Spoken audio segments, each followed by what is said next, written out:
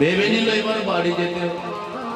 তবে বাড়ি আমি যাবো কেন, কেউ তো আমার বাড়িতে রইল না। তাই মা সিদ্ধান্ত নিয়েছে বাড়িতে না গিয়ে আমি নদীর জলেতে ঝাঁপ দিয়ে আত্মহত্যা করব। যেই মা ওই কুরুক্ষেত্রের মাঠ থেকে উঠে দাঁড়িয়ে মুখটাকে ঘুরিয়েছে, হঠাৎ কে যেন তার পিছন থেকে মায়ের চরণ দুখানা জড়িয়ে ধরে ডেকে উঠেছে, মা।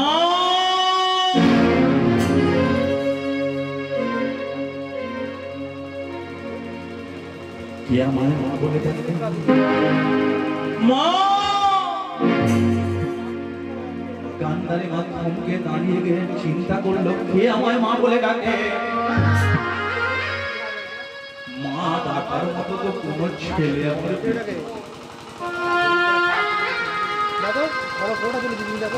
আমার 100টা ছেলে তো আজকে মাঠেতে মরে পড়ে মা বসে পড়েছে, কিন্তু ছেলেটা তো মায়ের পা দোকানে জড়িয়ে ধরে শুয়ে পড়ে আছে। কিন্তু মা আজকে দেখতে পাচ্ছে না, মাটিতে বসে পড়ে ছেলেটার মাথাটাকে কোলের মধ্যে তুলে নিয়েছে। বল তুই আজকে কণ্ঠস্বরটা আমার বড় চেনা চেনা। বল কে তুই? আজকে মা ছেলেটার গায়ে মাথায় হাত বুলিয়ে তুমি আমার চিনতে পারছো না? কত তুমি আমাকে আদর করেছো, কত আমাকে বড় করেছো। আজকে আমি সেই তোমার ছোট আদরে একমাত্র সন্তান। 100টা ছেলের মধ্যে বড় নাম হলো আমার দুর্যোধন। মা দুর্যোধন, এদের কি অবস্থা হয়েছে? কিন্তু তুই আজ আমায় একা মা বলে ডাকছিস, আমার বাকি 99টা ছেলে কোথায়? বল দুর্যোধন, বল আমার বাকি 99টা সন্তান কোথায়? শুনতে চাও আজকে তোমার বাকি 99টা ছেলে কোথায়? আমি বলতে পারবো না, তবে আমার এই বাকি ভাইগুলোকে আজকে আমি বাঁচাতে পারিনি। তোমার এই বাকি 99টা সন্তানকে আজকে মৃত্যুর দিকে ঠেলা দিয়ে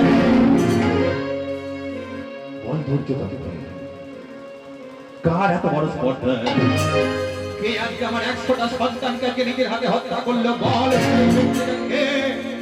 দেখতে যাও আমাকে, যাকে হাজার হাজার হ্যালোজিন মেরে দিলে যাকে দেখা যায় না, যাকে হাজার হাজার টিউবলাইট জেলে দিলে দেখা যায় না, সে পূবে আছে, পশ্চিমে আছে, জলে স্থলে ডালে পাতায়, পিঁপড়ের মধ্যে আছে, পোলার মধ্যে আছে, সে হলো একমাত্র ভগবান, সে কৃষ্ণ।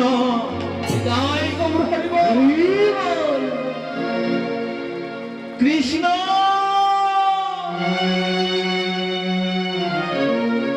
তোর এত বড় শ্রদ্ধা, আজকে আমার 100টা সন্তানকে নিজের হাতে দিয়ে হত্যা করলে।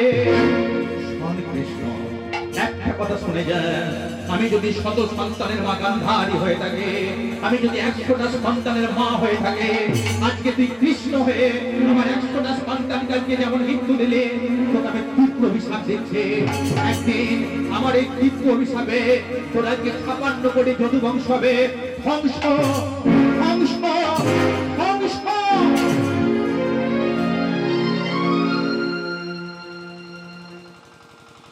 তোমার কাছে জল আছে? এটা জল দাও না।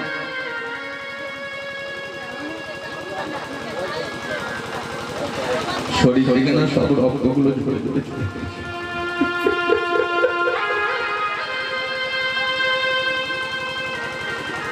কুরুক্ষেত্রের মাঠে আমি কতদিন যুদ্ধ করে ভাইরা চলে গেল, শরীরের আজকে প্রতিটা রক্ত বিন্দুগুলো ঝরে ঝরে চলে গেছে। মুখটা শুকিয়ে গেছে, আজকে কণ্ঠস্বরটা রুদ্ধ হয়ে গেছে। মা আমায় একটু জল দাও না, মা একটু জল।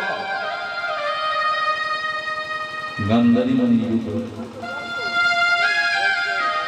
চারিদিকে তার 100টা ছেলে মরে মরে আছে। ওই 100টা পরিবের মধ্যে একটা মাত্র ছেলে যে আজকে এখনো পর্যন্ত বেঁচে। কুরুক্ষেত্রের মাঠে যেদিকেই মা তাকায় শুধু রক্ত আর মাংস, জল আর ভাবি। কোথাও জল পাচ্ছে না। মা কি করেছে? দুর্যোধনকে কোলের মধ্যে তুলে নিয়ে মায়ের চোখের জলগুলো দুর্যোধনের মুখে। কিন্তু সেই মায়ের চোখের জল দুর্যোধনের পেটের মধ্যে গেল না, পেট থেকে উঠে এলো কাঁচা রক্ত। আর এই কাঁচা রক্ত উঠতে উঠতে এক সময় দুর্যোধন চলে গেল।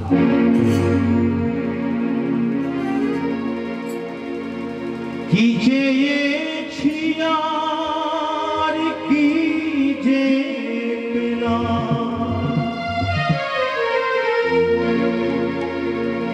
আধারে ভেঙে গেল আমার জীবন,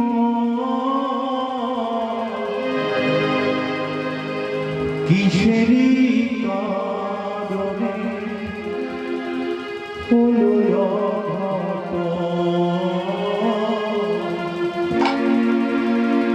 গান্ধারী মায়ের ছেলেটাকে কোলে করে ধরে কি সাজে সাজালে ও নারায়ণ, কি সাজে সাজালে, কি সাজে সাজালে ও নারায়ণ, কি সাজে সাজালে ও আধারে থেকে গেল আমার জীবন, আধারে থেকে গেল আমার জীবন, আধারে থেকে গেল আমার জীবন, আধারে থেকে গেল আমার জীবন, সাজে সাজালে ও নারায়ণ, সাজে সাজালে ও নারায়ণ, সাজে সাজালে ও নারায়ণ, সাজে সাজালে ও নারায়ণ,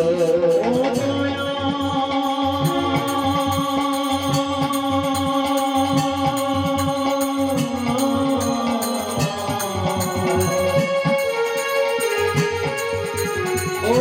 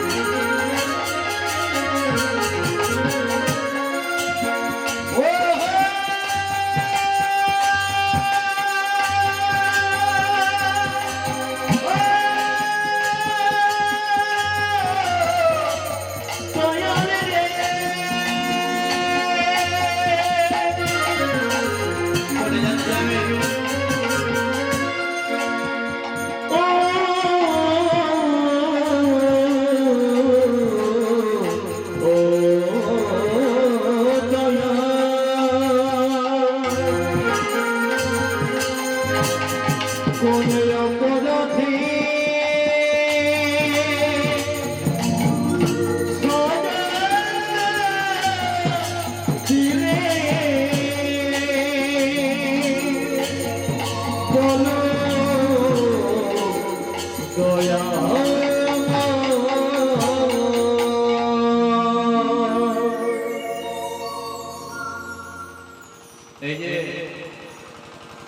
তবে একটা কথা বলি, এখানে আমার থাকতে ভালো লাগবে না। আরে সবাই তো চলে গেলে আছে তার কি, এবার আমি চলে চলে না না আমার পক্ষ তো কেউ নেই, যে কজন ছিল সবাই চলে গেল, একজন ছিল কিন্তু সেও আমাকে অভিযোগ, আমি চলে যাই। এই যে শোনো একটা কথা বলি, তুমি যে কথাটা বলেছো ওটা তুমি অভিশাপ দিয়েছো, কিন্তু ওই অভিশাপকে আমি আশীর্বাদ করো মাথায়। তবে তুমি ভেবো না আমি এখানে থাকবো, তোমার ওই অভিশাপকে আশীর্বাদ করো মাথায় তুলে নিয়ে আমি চলে যাব। তুমি তোমার ব্যাপারটা বুঝে নাও। তাহলে কৃষ্ণ কি করলো? আজকে ওই গান্ধারী মায়ের অভিশাপকে আশীর্বাদ স্বরূপ মাথায় করে তুলে নিয়ে বেরিয়ে পড়েছে, কিন্তু সে যাবে ওই জায়গায় এসে দাঁড়িয়েছে কি আজকে ভক্ত উদ্ধব। উদ্ধব এসে বলে প্রভু গো এবারে চলো প্রভু, চলো প্রভু দ্বারকা নগরে, এবারে চলো প্রভু দ্বারকা নগরে, এবার চলো প্রভু দ্বারকা নগরে, এবার চলো প্রভু দ্বারকা নগরে।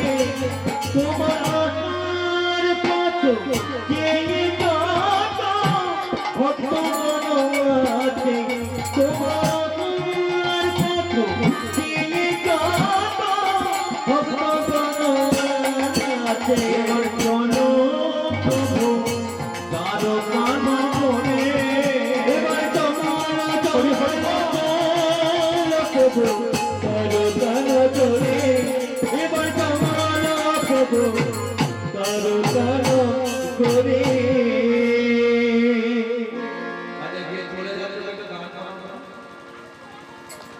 না না ওই যে চলে যাচ্ছে ওটা দাঁড় করানো না, না এখানে কথা বলছে না। মানে উদ্ধব যখন কৃষ্ণকে নিয়ে চলে যাচ্ছে তখন পিছনে একটা ভক্ত এসে দাঁড়িয়ে, সেই ভক্তটা কে জানেন? হেন কালে দ্বিতীয় মান্না দেখিতে পাইল, হেন কালে দ্বিতীয় মান্না দেখিতে পাইল, হেন কালে দ্বিতীয় মান্না দেখিতে পাইল, হেন কালে দ্বিতীয় মান্না দেখিতে পাইল, ধানের শাখা বলে ডাকিতে লাগিল, ধানের শাখা বলে ডাকিতে লাগিল, ধানের শাখা বলে ডাকিতে লাগিল, ধানের শাখা বলে ডাকিতে লাগিল, আমার শাখা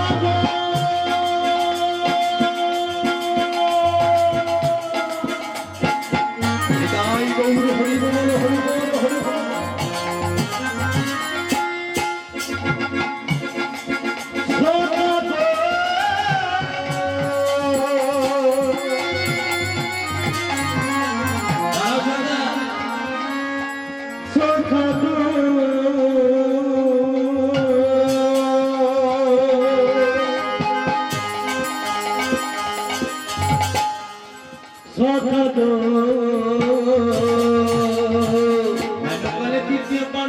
দেখিতে পাইল, দ্বিতীয় পাণ্ডব দেখিতে পাইল, ধানের শাখা বলে ডাকিতে লাগিল, ধানের শাখা বলে ডাকিতে লাগিল, ধানের শাখা বলে ডাকিতে লাগিল, ধানের শাখা বলে ডাকিতে লাগিল।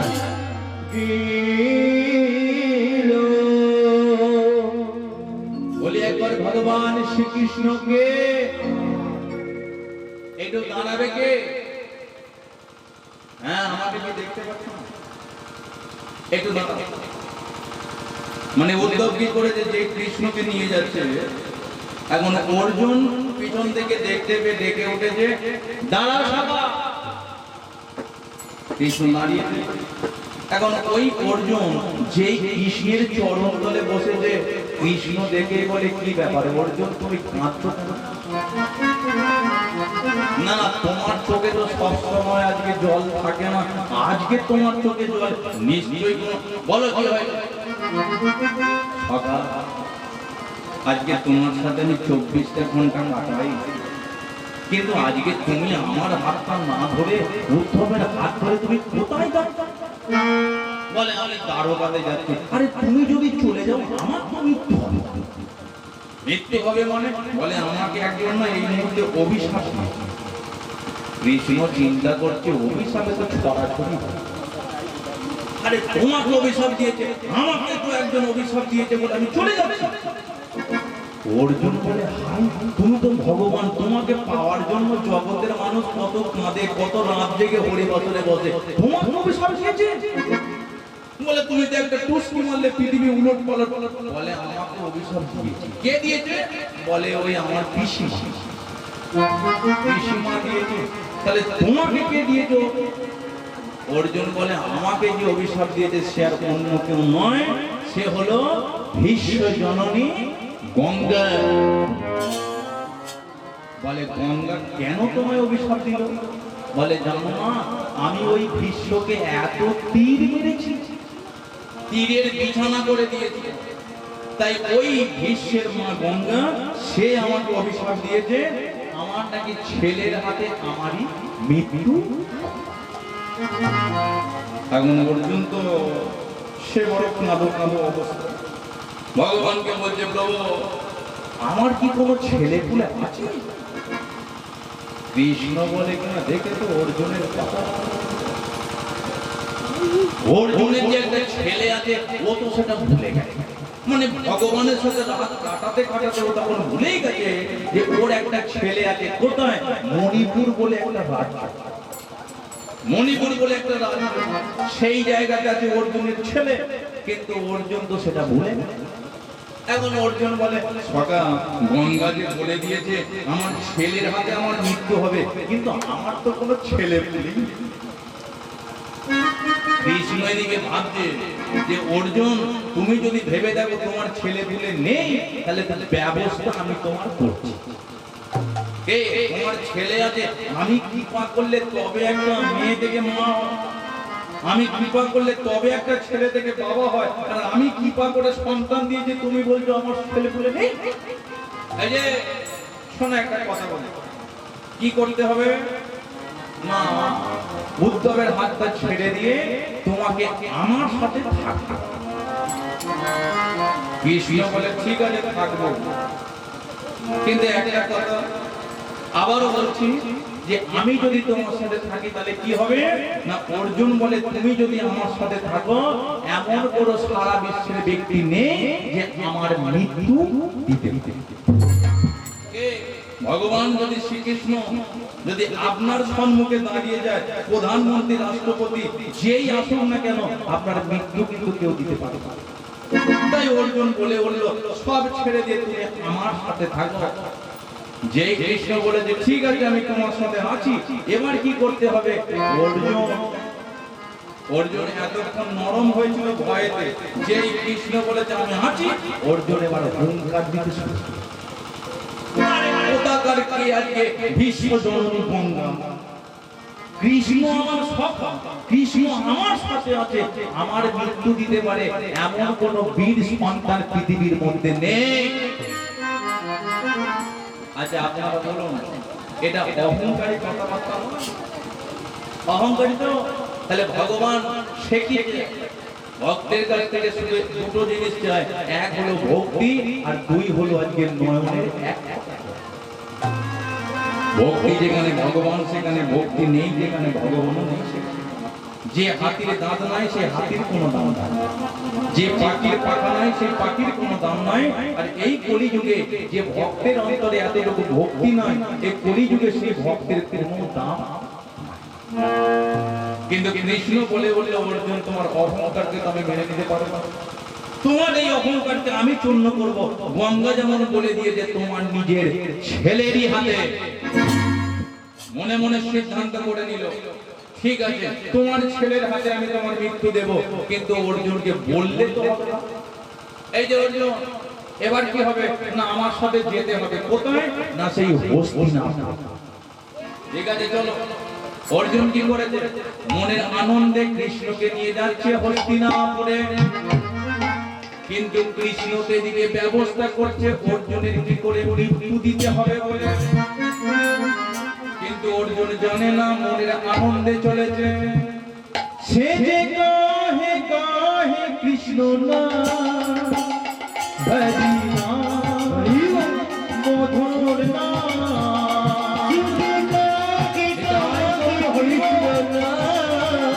মধুর নাম হরি নাম। সে যে গাহে গাহে কৃষ্ণ হরি হরি নাম মধুর নাম। সে যে গাহে গাহে কৃষ্ণ নাম মধুর নাম হরি নাম।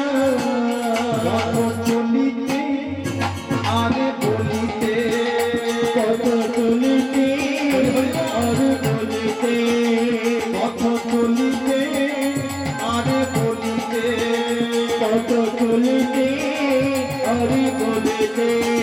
সে যে গাহে গাহে কৃষ্ণ হরি হরি নাম মধুর নাম। সে যে গাহে গাহে কৃষ্ণ নাম মধুর নাম হরি নাম। হরি বল বিশ্বাস হরি বল অমৃতে হরি অতি পদে বিশ্বাসে হরি অতি বিশ্বাসে হরি অতি অমৃতে হরি অতি বিপদে। বিশ্বাস হরি বল বিশ্বাস হরি বল অমৃতে হরি অতি পদে বিশ্বাসে হরি অতি বিশ্বাসে হরি অতি অমৃতে হরি অতি বিপদে। সে যে গাহে গাহে কৃষ্ণ নাম হরি নাম মধুর নাম। সে যে গাহে গাহে কৃষ্ণ নাম মধুর নাম হরি নাম মধুর নাম হরি নাম মধুর নাম কৃষ্ণ নাম হরি নাম মধুর নাম মধুর নাম কৃষ্ণ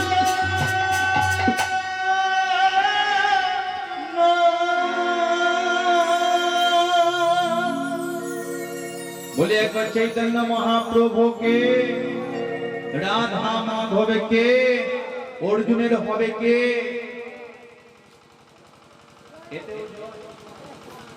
তাহলে এতক্ষণ আপনারা কি শুনছেন? অর্জুনের এবার কি হবে দেখুন। অর্জুনের কি হবে এটাকে জানার আগে আমাদের কিছুটা পিছিয়ে আসতে হবে। সেটা কেমন? আগে আমি একটা প্রশ্ন রেখেছিলাম যে অর্জুনের আজকে কটা বিয়ে হয়েছিল, কে তাই তো? অর্জুনের আজকে 4টে স্ত্রী।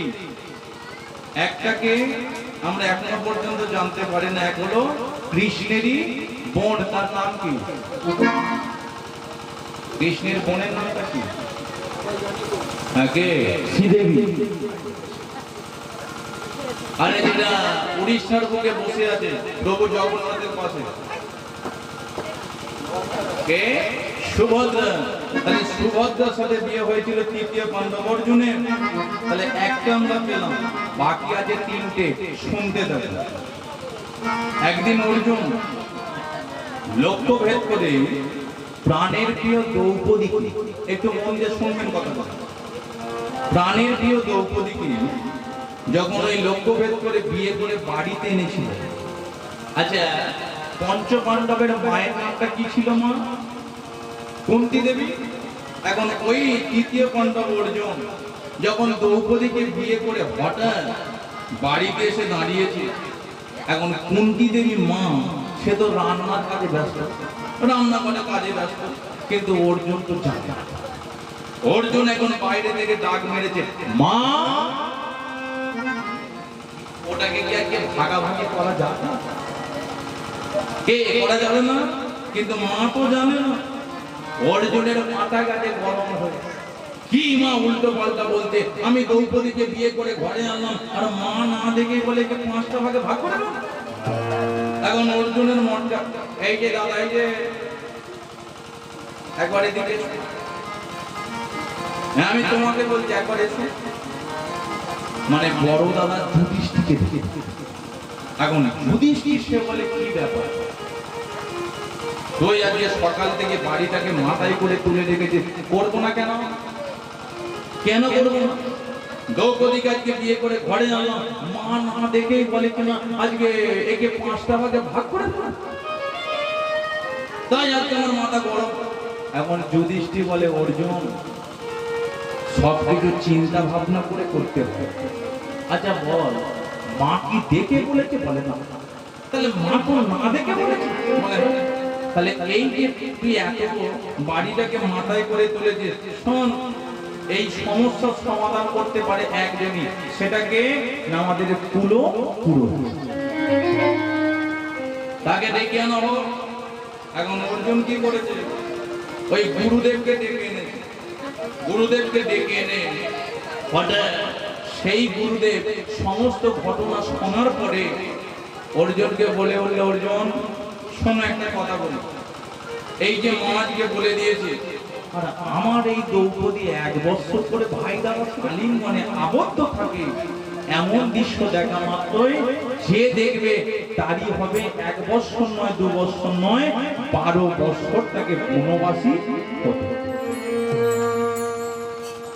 এখন অর্জুন চিন্তা করল, বিয়েটা না করলেই বুঝি ভালো, এত দেখতে দেখতে 6টা মাস কেটে গেছে। এখন 6টা মাস কেটে যাওয়ার পরে একদিন বাড়িতে ডাকাত দলেরা পাশের বাড়িতে চুরি করেছে, পাশের বাড়ি থেকে একটা ব্যক্তি অর্জুনের কাছে এসেছে, অর্জুন,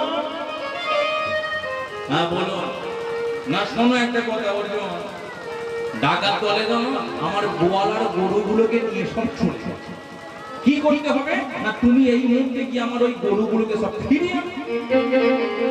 যেই বলে যে ফিরে আনো, অর্জুন কি করেছে, যুদ্ধ করতে বড় ভালোবাসে, সে তো আজকে যুদ্ধ সাজে সেজে পড়েছে, আজকে যুদ্ধ করতে যাবে বলে অর্জুন ঢুকেছে আজকে অস্ত্রাগারে, আর ওই অস্ত্রটাকে সবে মাত্র তুলতে যাবে,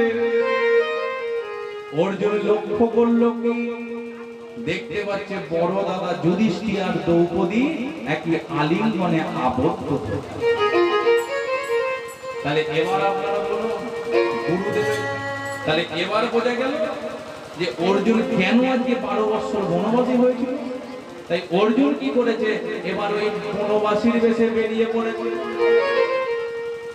খাচ্ছে দাচ্ছে ঘুরছে, বনে বনে ঘুরে ঘুরে বেড়াচ্ছে, আর ওই ভগবানকে শুধু ডেকেই চলেছে,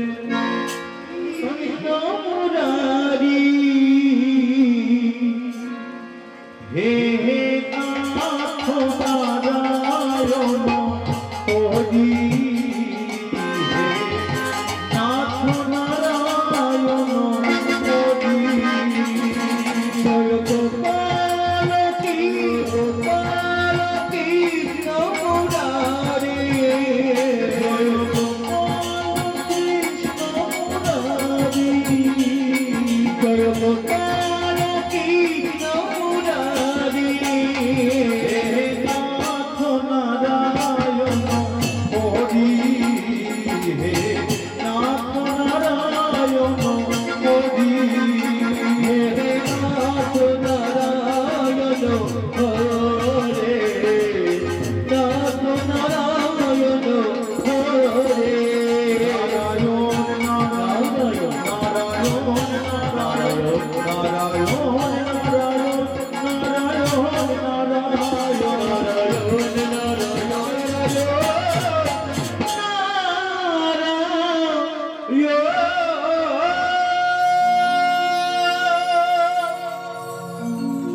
বলি একবার চৈতন্য মহাপ্রভুকে, রাধা মাধবকে,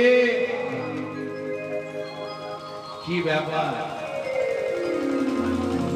আরে শুধু বন জঙ্গল দেখতে পাচ্ছি, কোনো মানুষজনকে দেখতে পাচ্ছ না কেন? হ্যাঁ এই তো কিছুক্ষণ আগে অনেক মানুষজনকে দেখতে পাচ্ছিলাম, কিন্তু এখন তো দেখছি আমি একাই। মানে অর্জুন কি করেছে, আজকে বনে বনে ঘুরতে ঘুরতে তার জীবন থেকে না 12 বছরের